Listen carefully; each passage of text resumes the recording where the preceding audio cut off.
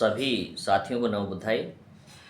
और उन नौजवान छात्रों को छात्राओं को एक नया संदेश। परीक्षाएं नज़दीक आ रही हैं और परीक्षाओं की किस प्रकार से तैयारी करें। कक्षा में दोनों प्रकार के विद्यार्थी पढ़ते हैं और अध्यापकगण दोनों को बराबर समान शिक्षा देते हैं। कक्षा में जितने भी विद्यार्थी हैं सबको समान शिक्षा देते हैं और जो विद्यार्थी केवल शिक्षक के ज्ञान पर निर्भर रहकर रहा और उसने माना कि केवल शिक्षक का जो शिक्षा हमें दी है, ज्ञान दिया है, वही पर्याप्त है, तो निश्चित रूप से आप एक औसत स्टूडेंट बन सकते हैं, सामान्य विद्यार्थी बनकर निकल सकते हैं। आपको एक स्पेशलिटी चाहिए, एक विशेष योग्यता चाहिए, तो आपको स्व अध्ययन करना पड़ेगा। अपने स्तर पर नई से नई पुस्तक ढूंढनी होगी, पढ़नी होगी और नए ज्ञान की खोज करनी होगी। जो बालक विद्यालय समय के पश्चात ज़्यादा से ज़्यादा समय अपने स्वाध्याय पर खर्च करता है या अपने रिवीजन पे खर्च करता है, नया पढ़ने का प्रयास करता है, वो सबसे आगे होता है। प्यारे विद्यार्थियों, पढ़ने का समय बहुत ही कम लोग होते हैं जिन्हें ये प्राप्त हो पाता है। देश में लाखों करोड़ों बच्चे ऐसे हैं जो कभी विद्यालय का मुंह नहीं देख पाते हैं। उनकी आर्थिक स्थिति इतनी गरीब स्थिति होती है परिवार की, वो विद्यालय नहीं भेज पाते हैं और 16 से 17 साल की आयु में ही अपने बच्चों को किसी काम और धंधे पर रोजगार पर लगा देते हैं। आप खुशनसीब हैं कि आपको आपके माता पिता ने अच्छे विद्यालय में, अच्छे कॉलेज में, अच्छे यूनिवर्सिटी में पढ़ने के लिए भेजा। और जीवन का आपको किस दिशा में ले जाना है, आपको स्वयं तय करना है।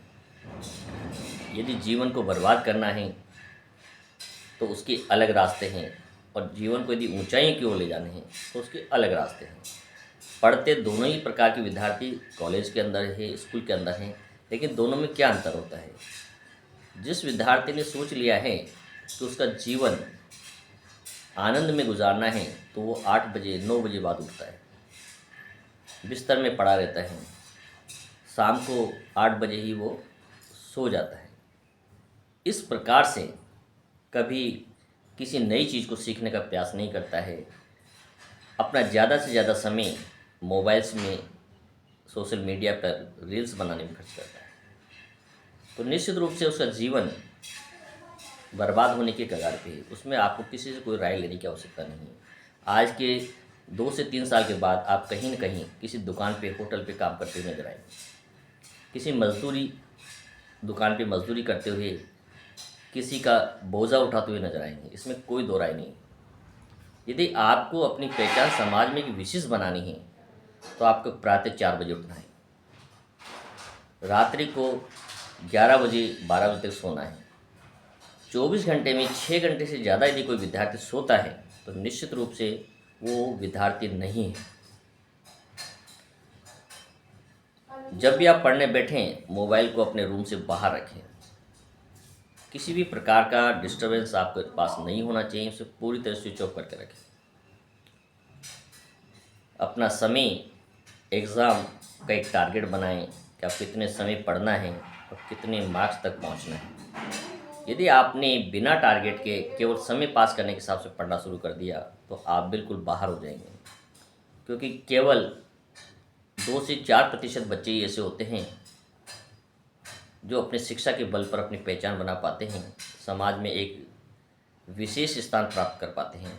उन बच्चों की श्रेणी में यदि आपको आना है तो आपको एक जुनून के साथ पढ़ाई में जुटना होगा। आप केवल शिक्षक के भरोसे नहीं रह सकते। आप अपने स्वाध्याय पर बल दें। जो भी बुक्स हैं, जो भी टॉपिक्स हैं, उसे स्वयं रीडिंग करें और ज़्यादा से ज़्यादा लिखने का प्रयास करें। आज का समय जो आ गया है वो ऑनलाइन का ज़माना आ गया है, तो लोग यूट्यूब पर या साइट्स पर जाकर के ऑनलाइन स्टडी करते हैं। उनके साथ सबसे बड़ी ट्रेजेडी होती है कि उनकी लिखने की कैपेसिटी बिल्कुल ख़त्म हो चुकी होती है। जो पेपर 3 घंटे में कंप्लीट करना है वो उसका 50% पेपर भी वो सब कुछ आने के बावजूद भी नहीं लिख पाते, तो निश्चित रूप से उसका फेल होना तय है। क्योंकि बच्चों के लिखने की जो कैपेसिटी का जो पावर है वो ख़त्म होती जा रही है। जो बच्चे हर चीज़ केवल स्क्रीन पर देखते हैं, स्क्रीन पर अपना टाइम वेस्ट करते हैं, और अपने स्व अध्याय लेखन का जब तक वो अभ्यास नहीं करेंगे तो वो कभी भी अपने उत्तर को, कॉपी को अपने फिक्स टाइम पीरियड के अंदर अपने पेपर को हल नहीं कर पाएंगे। प्रयास करें सीट पर एक बार, हमेशा कभी बिस्तर में न बैठें, पढ़ते समय सिटिंग की व्यवस्था करें, चेयर पर बैठें और प्रत्येक दिन 3 घंटे एक स्पीड के साथ किसी भी मॉडल पेपर को हल करें और एक निश्चित टाइम फ्रेम के अंदर उसे कंप्लीट करने का प्रयास करें। यदि आपकी लिखने की कैपेसिटी नहीं है तो आप चाहे कितना भी पढ़ लें, कितना भी याद कर लें, उस पेपर को यदि आप उस टाइम पीरियड में नहीं कर पाते हैं तो आपके पढ़ने का कोई महत्व नहीं। प्यारे बच्चों, जो अवसर आपको मिला है, आपके माता पिता ने सपना देखा है, उसे पूरा करना आपकी जिम्मेदारी है। और जब आप कामयाब होंगे तो आपसे कई गुना खुशी आपके फादर्स को होगी, आपके मदर्स को होगी। उन्होंने जो सपने आपको देखे हैं, उन सपनों को पूरा करने का भरसक प्रयास करें। यह आवश्यक नहीं है कि आपको सरकारी नौकरी मिले, लेकिन एक योग्य व्यक्ति बन के निकले। समाज में आपके परिवारजन भी ऊंचा सर करके गर्व के साथ कह सके ये बालक हमारा है। तो ऐसा कुछ करें, अपना पूरा फोकस इस परीक्षा के दौर के अंदर समय में पूर्णतः सोशल मीडिया से हटा करके पढ़ाई पर एकाग्रचित करें और पूरी तरह से समाज से गुम हो जाएं। अपने सभी मोबाइल्स के जो नंबर से फैमिली को छोड़कर सबको डिलीट कर दें, ब्लॉक कर दें, दोस्तों को, पार्टी को बंद कर दें, क्योंकि ये सुनहरा अवसर है भविष्य को बनाने का, दोबारा लौट कर नहीं आने वाला है।